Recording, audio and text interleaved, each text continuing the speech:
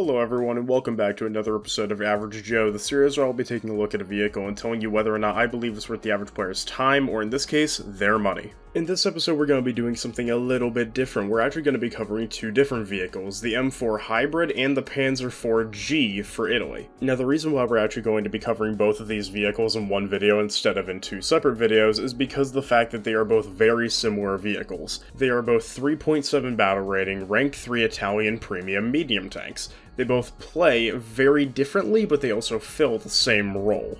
So that's why I want to cover them both in one video instead of in two separate ones. So I'm going to start off with the Pz.IV, going down the line of stats for it, and then we're going to talk about the M4, and at the end I'm going to talk about whether or not I believe they're worth your money, and which one I personally think is better. Starting off with the Pz.IV's main weapon, the KWK-40 L48 75mm cannon. This gun has incredible velocity, really good armor pen, a wide variety of shell choices. Unfortunately though, the post-pen damage on the main shell you're going to be using is very bad compared to a lot of other shells at the exact same battle rating. Fortunately, to make up for it though, you also have a very good reload rate of 7.67 seconds stock, which is really good for the battle rating. This gun also has very good angles, being able to look down 10 degrees and look up 20 degrees, allowing you to shoot at targets that might not be able to shoot back at you. You're also armed with a coaxial 7.92mm machine gun, which I'd normally say isn't very useful. However, at this battle rating, there are still a lot of trucks and armored cars, so you can still get some use out of it. Moving on to mobility, you are very fast for a medium tank, being able to get to positions a lot faster than most other medium tanks set up and wait for them to come to you, which is very effective at this battle rating because most people aren't really paying attention and they just keep driving forward until either they see somebody to shoot or get shot. Moving on to survivability, the Pz.IV has a lot going for it and a lot going against it. Starting with what is probably your most obvious survival trait, your armor, well, it's kinda hit or miss. Your turret armor is made of paper mache, blocking basically nothing unless it hits your gun mantlet, and even then it's probably still not gonna block anything. And your hull armor, when unangled, is also very easy to go through within close ranges. However, if you slightly angle the hull, for some reason your hull becomes basically indestructible to everything that isn't another Pz.IV. I don't know why this happens because it really doesn't look like it should. However, take advantage of it, because people in Shermans with the 75 or T-34s, they're going to be shooting at you and assuming you're gonna die, and for some reason you just won't unless they hit you when you're not angled at all or hit you in the turret or side. Now to go with this armor, you also have 6 smoke grenades that you fire instead of 2, however, you basically only have 3 that fire instead of 1 because of the fact that they shoot directly forward and basically land in the same spot.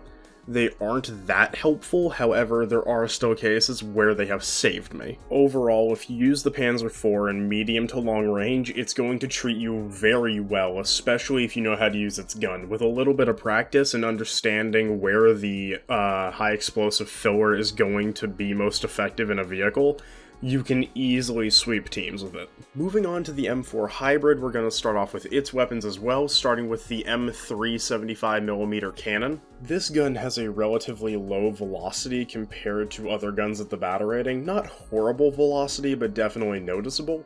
Its armor pen is also only about 100mm, which is still capable for the battle rating and pretty on par actually with most of the vehicles like the T-34, but you will notice its shortcomings still. However, in contrast to that, it has extremely high post-pen damage, being so good. If you go through the armor of something, you will most likely one-shot it.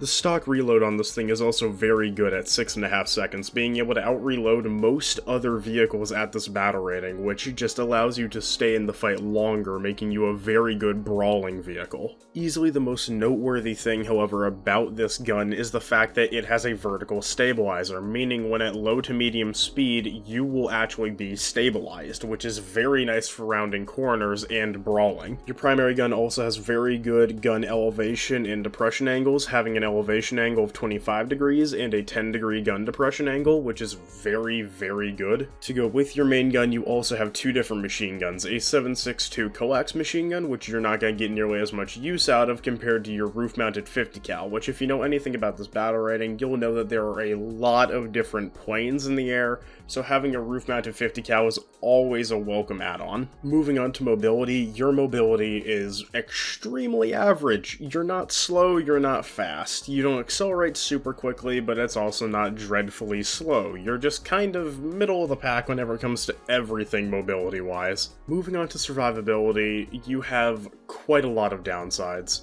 The Sherman's armor at this battle rating isn't really going to be enough to block most guns, however it will still block glancing blows.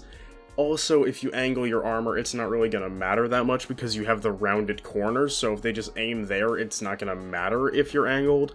So overall, your armor should be nothing but a last resort. And what is, in my opinion, the worst part about the Sherman's survivability is the fact that there is ammo pretty much everywhere. There's ammo above the tracks, there's ammo below the turret, there's ammo in the dead center of the tank, there's ammo at the very bottom of the chassis, there's even some ammo next to one of the fuel tanks. Ammo is basically everywhere, and because of this, you don't want to bring a lot of it. Even when you don't bring a lot, however, there's still going to be ammo in so many places that if you get penned by a shot, odds are it's gonna kill either all of your crew or detonate one ammo piece and you're out of the game. However, you do have one saving grace, and that is that you have 14 smoke grenades that you shoot off one at a time. They aren't the greatest smoke cover, but smoke cover is still helpful nonetheless. Overall, the Sherman is very good in mid to close range combat, being very good at shooting on the move when rounding corners, and just being a pretty good vehicle overall. So with all that out of the way, let's talk about whether or not these two vehicles are worth their price tag, and then which one I think is better. So, the Pz.IV costs $1,750 GE, and the M4 Hybrid costs $1,300 on the dot. These vehicles are very inexpensive, however, keep in mind they are also both just rank 3 vehicles. They can only research up to rank 4 without penalty, so you're getting what you pay for. Personally, because of the fact that they make an absurd amount of silver lions from playing them because of how easy they are to play, and because of the fact that they are both very inexpensive, I do think that they are worth your money, especially if you just need Silver Lions, or you want a new tech tree to grind, or if you're just a new player. They're very new player friendly, they're very fun vehicles, and overall they're going to make you a lot of Silver Lions very quickly. So which one's better? Well, in my opinion, that depends on if you're a new player or an experienced player. If you're a new player, the M4 Stabilizer is going to be much more useful than the high armor pen of the Pz.IV in my opinion.